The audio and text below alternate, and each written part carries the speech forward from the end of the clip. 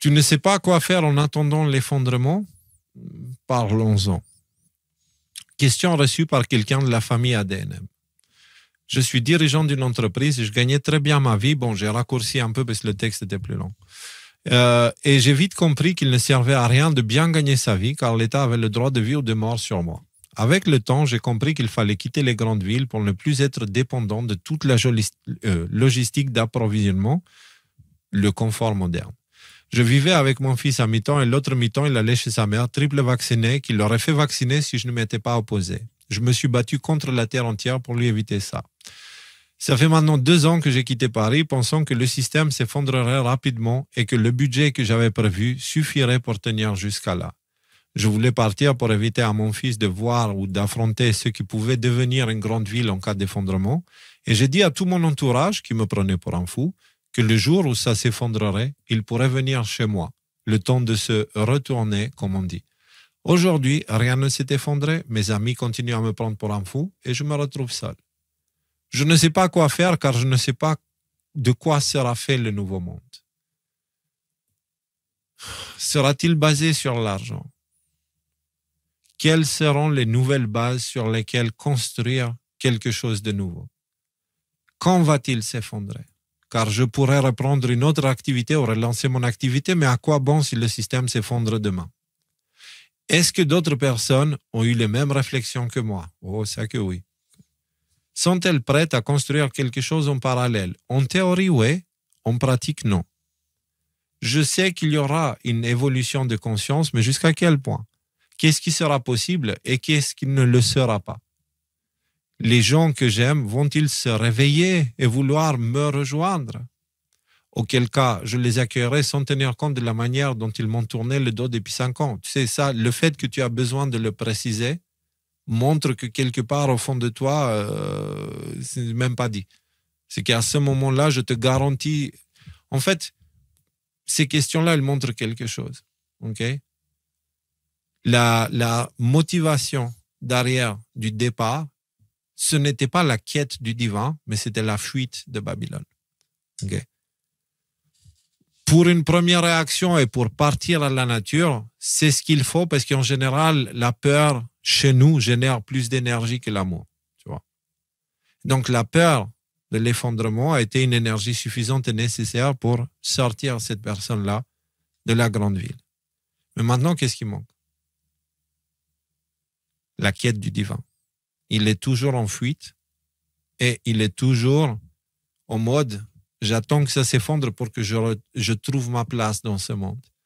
Alors que la quête du divin, elle te dit avance vers Dieu. C'est un chemin que tu pourrais faire pendant plusieurs vies et c'est un super chemin et c'est un chemin rempli d'expériences, de bonheur, de défis aussi, tu vois. Mais le fait de poser ces questions, ça veut dire que depuis le début, la motivation derrière, enfin, comme on a dit, pas l'incentive, c'était quoi le mot? L'incitation. L'incitation derrière, c'était la peur. Et en général, la peur, elle nous fait faire des choses qui cherchent à nous soulager plutôt qu'à apporter des solutions. OK? Et donc, là, dans cette situation-là, je pense que c'est très important de remettre en question les incentives. C'est pourquoi ça entre pas ces mots? Incitation. Les incitations. Tu vois. L'objectif maintenant de cette personne-là, je te salue d'ailleurs, et de tous ceux qui se posent ces questions-là, moi y compris.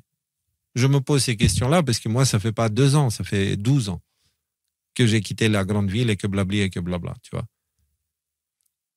Mais le truc, c'est qu'à un moment donné, j'ai compris que l'effondrement n'a pas lieu, mais finalement, je suis pas là parce que j'attends l'effondrement, je suis là parce que ici, je me sens bien, je me sens connecté avec le vivant.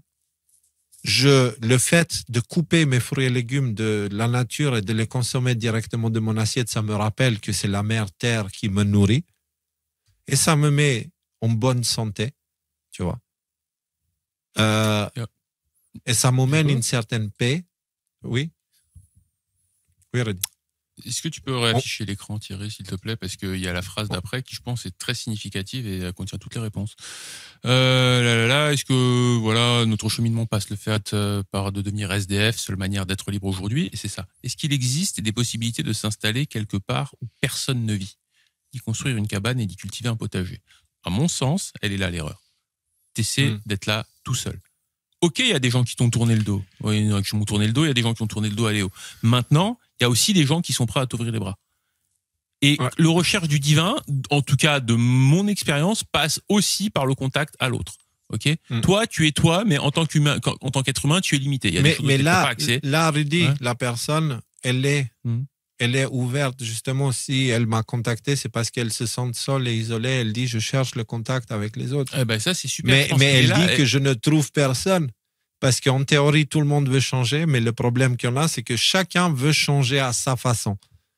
Et il n'y a personne qui veut faire des chacun veut faire des non.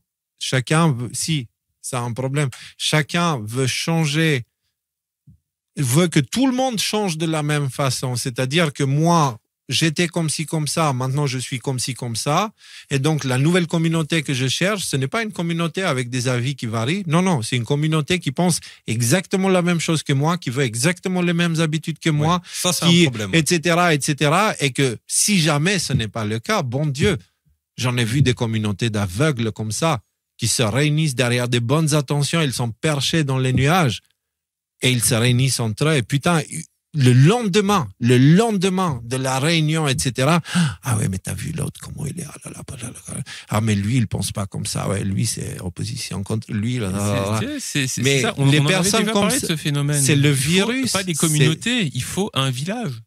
Il faut l'autonomie et la souveraineté et l'espace personnel intégrés dans une bulle où chacun a son autonomie et son espace personnel, mais où à un moment donné, on décide chacun de sortir de nos bulles et de mettre ce qu'on a envie de mettre en commun. Ce que tu veux garder pour toi, tu le gardes pour toi. Ce que tu veux mettre en commun, tu le gardes en commun. Si c'est seulement pour jouer une fois par semaine à la belote avec les gens du village, bah, cette interaction sociale, elle fait vachement de bien. Tu vois. Et moi, je te dis, je veux dire, de mon expérience, là où je vis, bon, je vais pas vous donner le nom du bled parce que j'ai pas envie de vous le dire, d'ailleurs. Mais là où je vis, il y a vraiment de ça.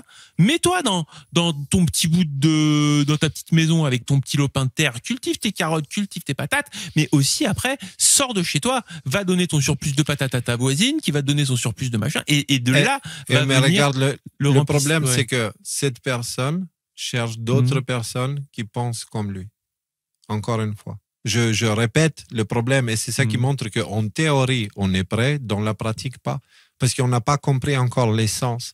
C'est qu'avant de s'identifier à ce que tu es là, il faut que tu remontes tout en haut du plus haut titre sacré, c'est celui de l'être humain, l'homme avec un grand H.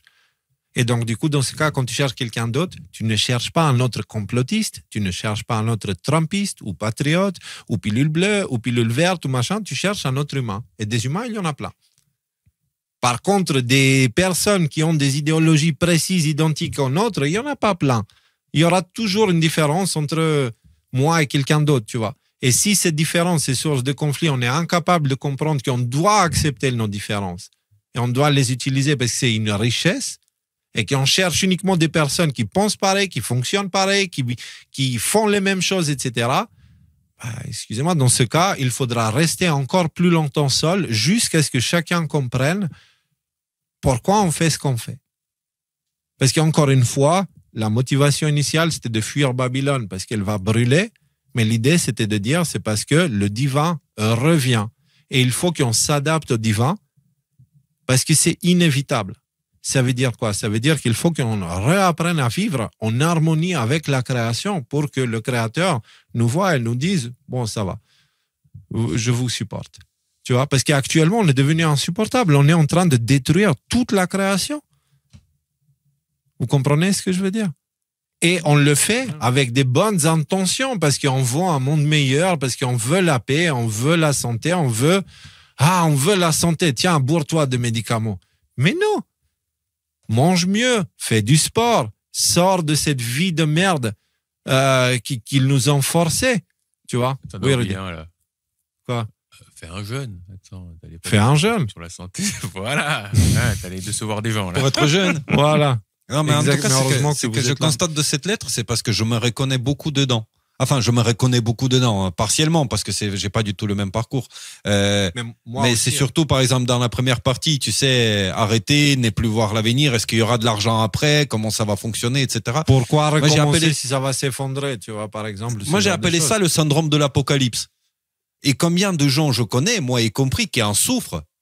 C'est-à-dire qu'il n'y a pas de lendemain. Et il y a une phrase qui avait tilté à moi, et encore, même aujourd'hui, des fois, je me lève, je dis à quoi bon, à quoi ressemblera le monde demain, pourquoi je vais commencer des grandes entreprises, investir beaucoup d'énergie dans tout ça.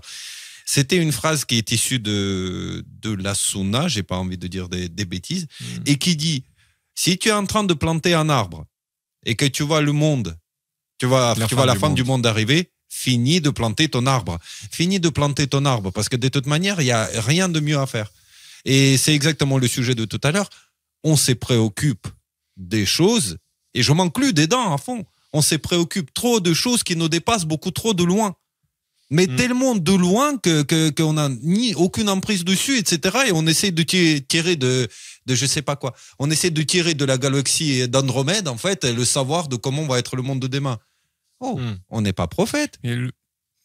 Non, mais c'est vrai, aucun de nous n'est prophète. Et je dis pas nous trois, j'ai dit dans le monde. Donc, on va découvrir ce que nous est réservé. Mais par contre, on peut faire aujourd'hui vivre assez décemment. Déjà, c'est pas évident de s'occuper d'aujourd'hui. Ce que j'essaie de dire, c'est que est-ce que les questions sont pertinentes? Oui, elles sont pertinentes. Oui. Mais la raison pour laquelle elles sont posées, moi, c'est ça puisqu'on parle des intentions. Tu vois, c'est la soirée, les bonnes intentions. L'intention, si l'intention c'est de sortir de Babylone et de construire quelque chose de nouveau, bah vas-y, fais-le. N'attends rien de personne. C'était écrit. N'attends rien de personne. La meilleure façon de ne pas tomber dans des pièges d'attention, c'est de n'attendre rien en échange, de ne pas avoir des incitations particulières derrière. Parce que si t'en as, ça devient un business.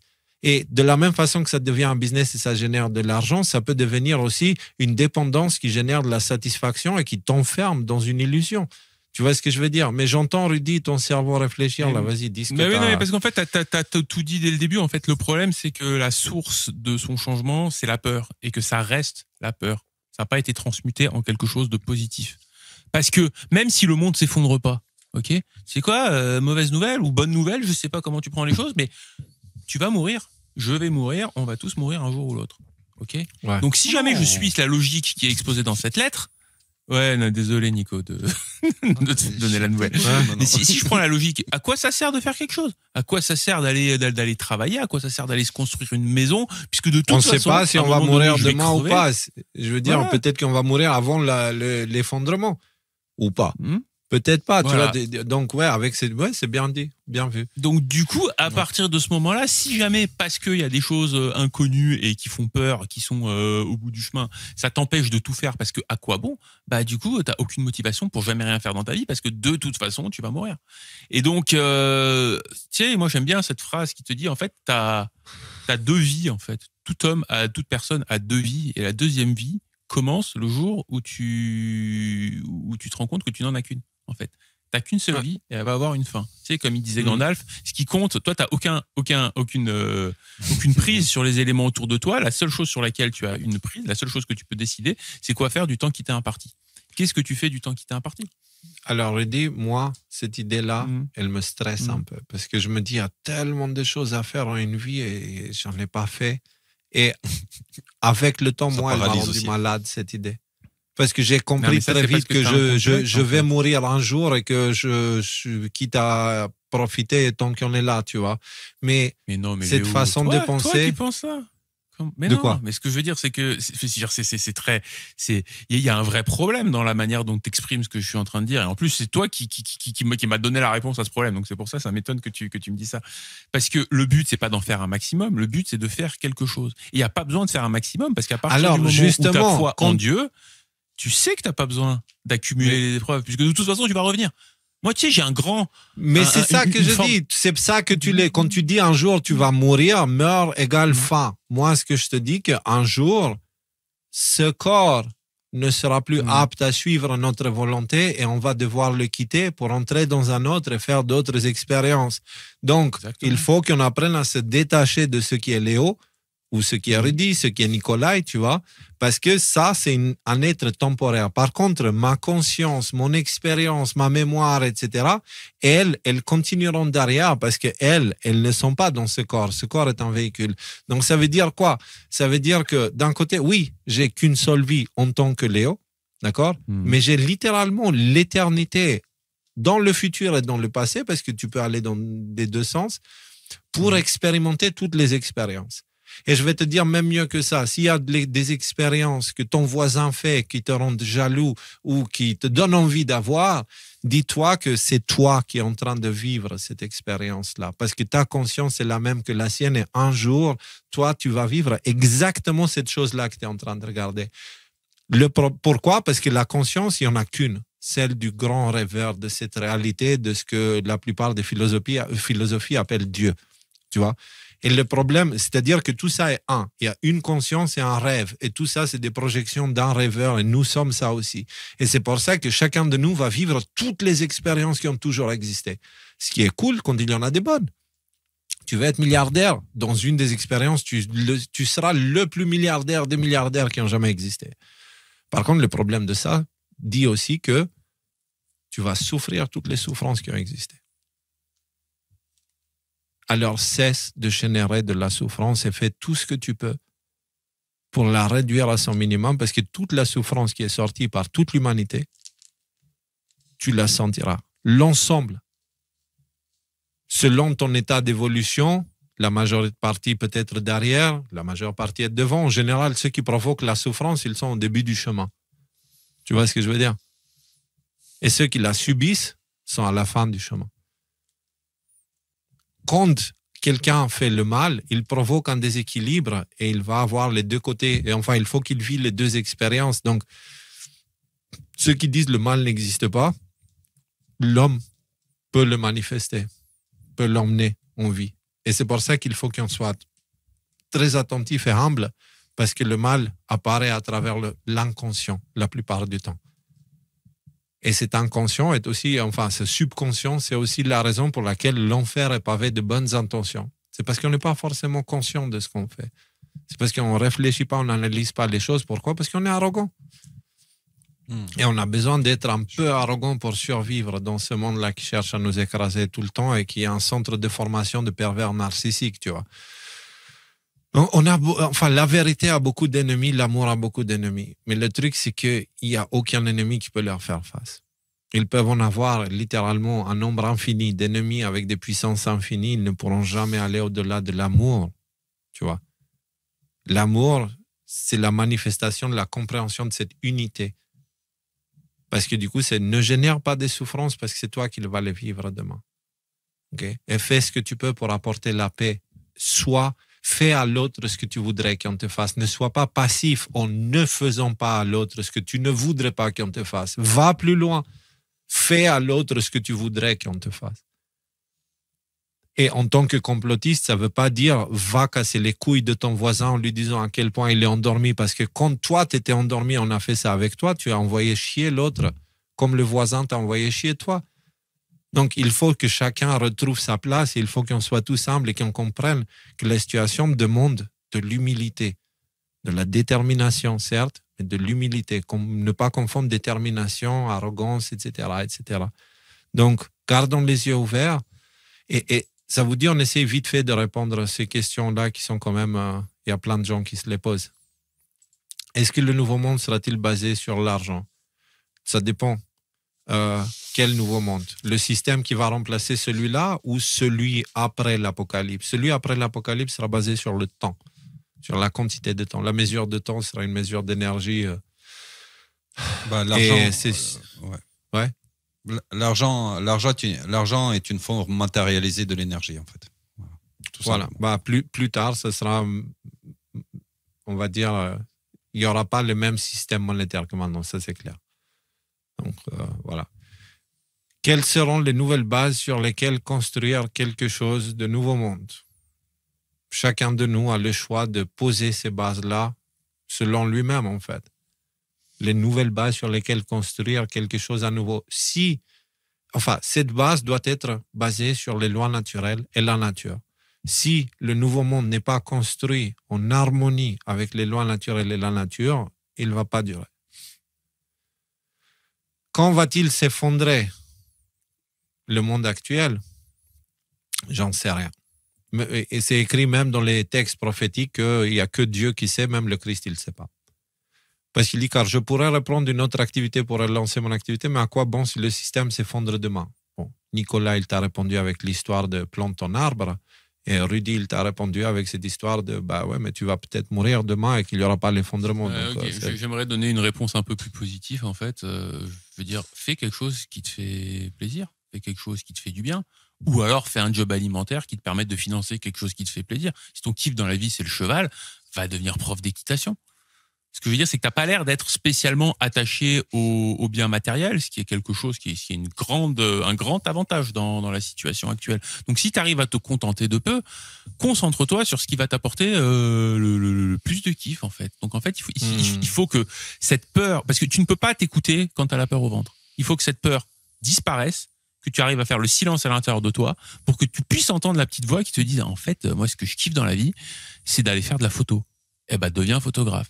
Ok. Moi, juste une petite parenthèse, dans le village pas très loin là, il y a un type qui fait des photos magnifiques. Eh ben, il peut pas en vivre. Eh ben, c'est pas grave, il vend des glaces. Alors toute la journée, il parle à des gens, il vend des glaces qui sont super bonnes d'ailleurs, ces glaces, les meilleures glaces que j'ai jamais bouffées. Mais il vend des glaces et il fait de la photo. Voilà. Bon bah c'est son kiff dans la vie. Il a pas certainement la grande maison, la grande voiture, la grande machin et tout ça, mais il voit des gens, il leur parle et il va faire son kiff dans la vie. Donc, moi c'est ça que je te conseille. Écoute ton cœur, écoute tes tripes, regarde ce que tu as envie de faire dans la vie, ce qui te fait kiffer et fais-le. Littéralement, Dieu nous demande d'utiliser nos compétences pour élever l'humanité. Et on a reçu des compétences, des talents, des dons naturels. On doit les mettre au service, pas pour l'argent. Quand on le fait pour l'argent, on fait partie de la prostituée. C'est pour ça que ça s'appelle une prostituée. Quand tu fais ce que tu aimes pour l'argent, tu finis inévitablement par devenir une prostituée. Par contre, quand tu fais ce que tu fais, tu ne te préoccupes pas de l'argent. C'est-à-dire, tu fais autre chose à côté, comme ce monsieur qui fait les photos et la glace. C'est parfait. Utilisons nos compétences. Si tu fais tes photos et que tu arrives à en gagner de l'argent et que je veux dire, il n'y a pas de mal à gagner de l'argent de ce que tu fais. Et si jamais ce que tu fais peut te permettre de gagner de l'argent, c'est génial. Le problème, c'est qu'à partir du moment où l'argent... Non, mais tu vas pas dire, je vais devenir peintre, d'accord, pour gagner du fric. D'abord, tu aimes la peinture, tu peins et puis peut-être après, il y a des gens qui disent, je veux devenir star de Hollywood pour gagner beaucoup d'argent. Ok, oui. Mais encore une fois, incitation, Rudy. Oui, c'est exactement ça. Que l'argent, oui, mais l'incitation, si ta passion est polluée par l'argent, fais très attention parce que ça finira par devenir un travail et ça ne sera plus quelque chose. Je sais de quoi je parle par expérience. Mon rêve, c'était d'avoir un studio de musique. J'ai un studio de musique qui me permet de payer pratiquement l'ensemble des factures. Après, c'est devenu un travail et j'ai dû aller chercher plutôt des artistes qui ne sont pas talentueux mais qui ont l'argent plutôt que des artistes talentueux sans argent parce que les factures, il fallait les payer, blablabla. Et c'est devenu un travail qui m'a saoulé tellement que j'avais plus envie de faire et j'ai arrêté de la musique pendant 5 ans ou 6 ans à cause de ça. Parce que l'argent est venu se mêler dedans et c'est devenu... Piège, certes, il y a un piège. Après, je pense que le piège n'est pas là tout le temps. Mais oui, je suis d'accord avec toi, il faut être vigilant à ce piège. Il faut être vigilant, ouais. Vigilant. Alors, est-ce que d'autres personnes ont eu les mêmes réflexions que toi? Ou probablement, certainement. Sont-elles prêtes à construire quelque chose en parallèle? En théorie, oui. Dans la pratique, il n'y a que les individus qui s'occupent de leur propre évolution spirituelle qui sont capables de vivre dans des constructions du nouveau monde. Tous ceux qui attendent des autres, il n'y a que les êtres qui vont incarner le principe du soleil. C'est quoi le principe du soleil? Tu donnes ta lumière, tu donnes ton énergie, tu attends rien en retour. Parce que si tu attends rien en retour, au niveau des incitations, tu n'en as aucune. Et si tu n'en as aucune, tu n'es pas corruptible. Donc, les personnes qui ne sont pas comme l'incarnation solaire, il faudrait qu'il y ait quelqu'un au-dessus d'eux pour les gérer, parce que sinon, les communautés qui ne sont pas faites comme ça, ça se finit jamais bien. Et ils sont prêts en théorie, mais dans la pratique, pas. Ouais, personnellement, je l'ai déjà dit, je pense que ce truc de communauté, c'est une impasse et je ne vois pas ça comme une solution. Par communauté, j'appelle des villages, dans ce cas précis, par des groupes de personnes, tu vois, c'est... Alors, je sais qu'il y aura une évolution de conscience, mais jusqu'à quel point? Qu'est-ce qui sera possible et qu'est-ce qui ne le sera pas? Bah, pose-toi cette question à toi parce qu'elle dépend uniquement de toi. Il n'y a que toi qui peux rendre les choses possibles ou pas d'une façon que ça t'impacte. Ce que les autres font ne devrait pas te préoccuper parce que si tu commences à te préoccuper de ça, tu vas peut-être l'utiliser pour commencer à créer des narratives, des excuses, des justifications et mettre la responsabilité de ton échec sur l'épaule des autres. Et sans rentrer dans le New Age béni oui, il y a quand même un truc qui est vrai, c'est que ce qui est possible, c'est ce que tu décides qui est possible, et ce qui est pas possible, c'est ce que, dans une certaine mesure, ce que tu décides qui est pas possible. Si tu penses que ça c'est pas possible, c'est clair que tu n'y arriveras pas. Mais j'aime bien cette phrase, ils savaient pas que c'était impossible, alors ils l'ont fait. Et voilà. Il y a, en ce moment, je pense que l'univers est très propice à ce genre de choses. Donc fais, au pire t'échoues. So what? Ouais. Question difficile. Les gens que j'aime, vont-ils se réveiller et vouloir me rejoindre? Non. Les gens que tu aimes, ils vont peut-être se réveiller, peut-être pas, mais si jamais ils le font de la même façon que toi, ils voudront que toi, tu les rejoins. De la même façon que toi, tu veux que eux te rejoignent. Tu comprends? Donc, quand tu vas dans cette mentalité-là, quand tu dis est-ce qu'ils vont vouloir me rejoindre, ça veut dire quoi? Ça veut dire est-ce qu'ils vont vouloir penser la même chose que moi? C'est ça? Si c'est ça, non. Ils vont penser ce qu'ils pensent eux, et s'ils ont la même approche que toi, ça veut dire qu'ils ne pourraient pas avoir d'union. Si chacun attend d'être rejoint par des gens éveillés, en mettant derrière ce mot éveillé chacun ce qu'il veut, bah dans ce cas, on finira avec plein de groupes d'individus qui rêveront de créer un groupe identique à eux-mêmes, en fait. Il y a quand même un moyen. Hein. Faut prêcher par l'exemple. Je veux dire, tu veux que les gens te rejoignent? Je veux dire, construis un monde qui déchire. On connaît des gens, on les connaît tous les trois personnellement et ils se reconnaîtront peut-être. Ils ont construit de leurs mains, alors bon, ok, il y avait peut-être un peu d'argent certainement, une maison qui est une belle maison, mais je veux dire, c'est pas modeste, mais un jardin, une forêt d'abondance, il y a à manger, il y a à boire, il y a partout. T'es chez eux, t'es pas très loin de la ville, t'es à 15 minutes de la ville, et pourtant t'es chez eux, t'as l'impression d'être dans un petit bout de paradis et tout ça. Et moi, j'ai une jalousie, mais une saine jalousie. Je me dis, qu'est-ce que j'aimerais avoir cette chose-là? J'ai pas envie de leur prendre ce qu'ils ont. J'ai envie d'avoir la même chose. En fait, ils ont donné un exemple qui était tellement concret, beau, magnifique, que moi, j'ai envie de les rejoindre. J'ai envie de les rejoindre pas chez eux. J'ai envie de les rejoindre chez moi, de construire la même chose qu'ils ont construit. Parce qu'ils m'ont montré que c'était possible. Donc, prêche par l'exemple. Soit le changement que tu veux voir dans le monde, ce n'est que comme ça que tu peux contribuer à l'élever. Tout autre effort d'attendre des autres finit inévitablement par une frustration et une déresponsabilisation individuelle. Oui, Nico. Et d'ailleurs, il y a un truc, ça me fait penser, parce que tu parles de la maison, etc., mais il y a des exemples plus simples. Enfin, pas plus simples, mais plus genre pour ce... Vas-y, Nico. Quand c'est blanc, il faut dire que c'est blanc. Quand c'est noir, il faut dire que c'est noir. Quand c'est injuste, il faut dire que c'est injuste. Quand à un moment donné, il faut refuser quelque chose. Enfin, tu sens à l'intérieur de toi qu'il faut refuser quelque chose, il faut le refuser. Quand voilà. Et ça, juste le comportement de, tu sais, sans cette arrière-pensée, sans le fait de se cacher son les gens qui apprécient ça, ils vont te rejoindre. Voilà. Juste les gens il y a énormément de gens qui apprécient ça. Tu vas attirer l'exemple que tu as. Ouais. Ouais, mais c'est dur, hein. C'est très très dur. C'est très très dur. Nico, ça t'implique souvent, tu sais, ouais, voilà. Ça implique d'aller au conflit sciemment, en fait, et ah bon? C'est même pas jouer un rôle. Ah ouais. Mais parfois même c'est un peu même jouer un rôle, parce que quelque part tu es détaché, mais tu dis non, là il faut que je m'oppose à cette injustice. Et je dis non, je suis pas d'accord. Et donc prendre celui qu'on appelle le rôle du connard. Vous connaissez quelqu'un qui sait faire ça? Je sais pas, je dis ça comme ça. La meilleure solution, c'est de trouver un pote qui le fait à votre place. Ça, c'est comme ça, il se prend les flèches et... Non, mais en fait, c'est comme de chez les rats. Dans chaque groupe, tu sais, il y en a un qui va avoir comme ça, mais dans un autre groupe, c'est un autre qui va prendre cette place, tu sais. C'est selon les environnements dans lesquels tu es. Il faut le 10e, ouais. Alors, bon, bref, on passe à la suivante, ça on avait répondu. Est-ce que notre cheminement passe le fait de devenir SDF forcément? Non. Seule manière d'être vraiment libre aujourd'hui. Je suis très libre et je paye des factures et je paye des impôts, mais je suis très libre de faire ce que je veux parce que ma liberté, justement, ne dépend pas de l'argent, en fait. Ne dépend pas des autres, ne dépend pas des structures, ne dépend à rien d'autre qu'à Dieu. Voilà. C'est aussi simple que ça, en fait. Alors, bien sûr, il y a le système des dons et tu vas dire, ah, mais Léo, quand même, tu as de l'argent et tout. Oui, mais ça, premièrement, ça s'est construit. Deuxièmement, les dons, c'est un principe divin.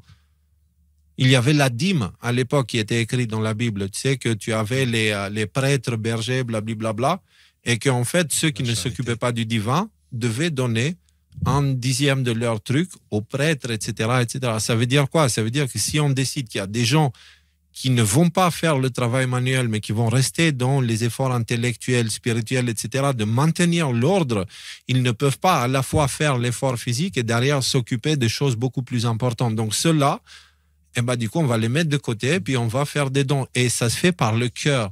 Tu vois, c'est de l'énergie que tu donnes à cette entité qui s'occupe d'élever l'humanité. C'est comme ça que ça se fait naturellement. Le principe des dons, c'est le principe divin. Donc, il y a les dons, et pour moi, à travers chaque personne qui fait un don, c'est Dieu lui-même qui se manifeste. Tu vois, parce que c'est de l'énergie que je reçois pour pouvoir continuer à faire ce que je fais. Donc, qu'on reçoit. Donc, voilà.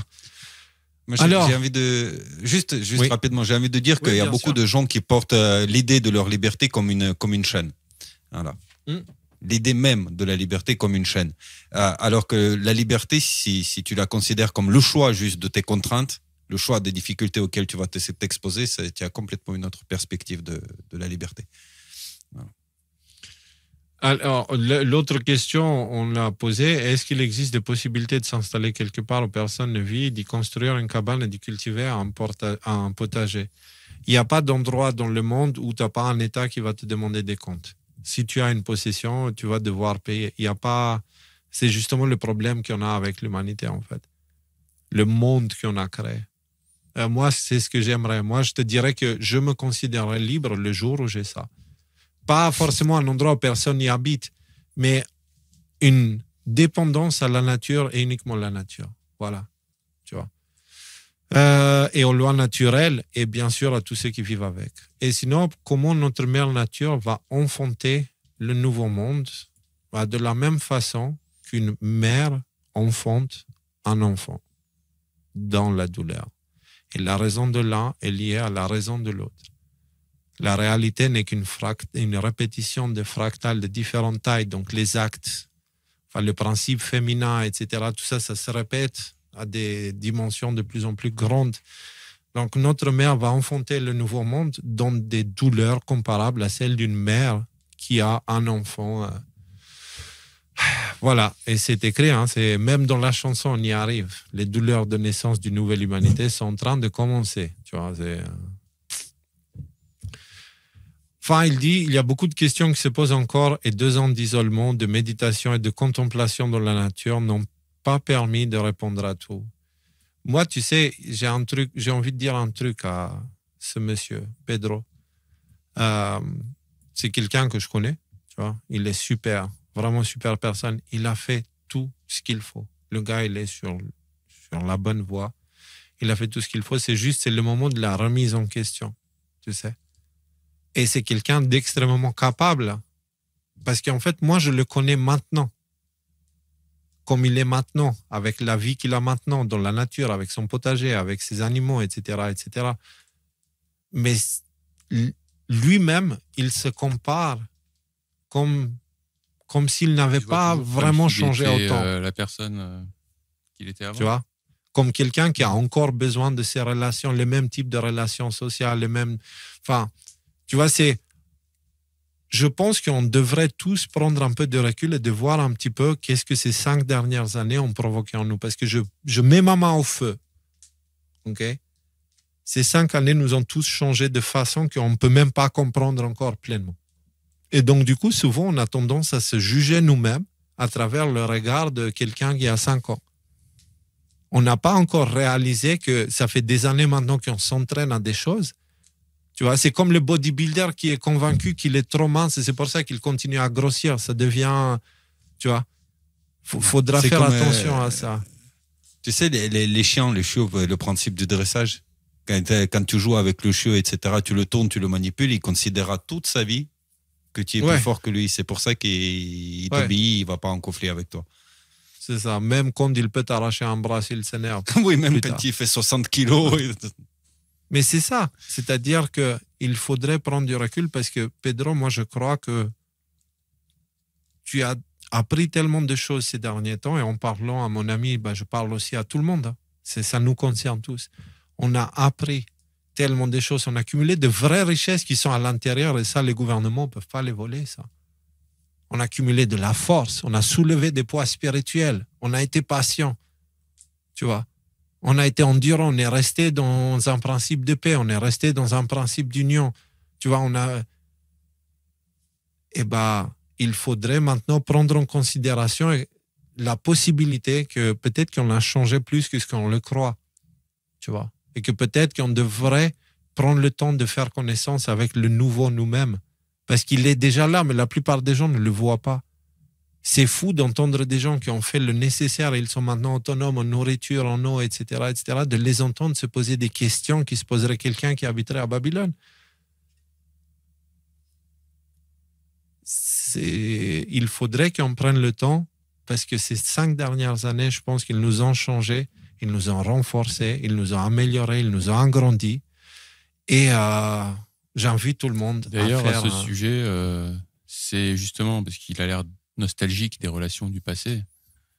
C'est souvent ces gens-là qui vont faire un maximum d'efforts si les relations se renouent pour essayer de te rappeler à qui tu étais avant, qui vont lutter contre la personne que tu es devenue. C'est les connaissances du passé, ça peut être un gros poids, c'est très difficile à affronter. On ne prêche pas son village. C'est ça, voilà, nul n'est prophète dans son village. Sur ce, les amis, 3h09 d'émission, je pense que, ou 3h05, je ne sais plus, parce que je ne me rappelle plus à quelle heure on a commencé. Je pense qu'on peut clore ce sujet. Je pense que ça a été intéressant. On a vu les sujets, on a vu qu'il y a du bon, ça avance dans la bonne direction. On a vu la nécessité de rester humble face aux événements. Et on rappelle encore une fois la nécessité du travail intérieur. Okay? Occupez-vous de votre évolution à vous et soyez là pour les autres, pas pour les juger, mais pour les aimer. Voilà.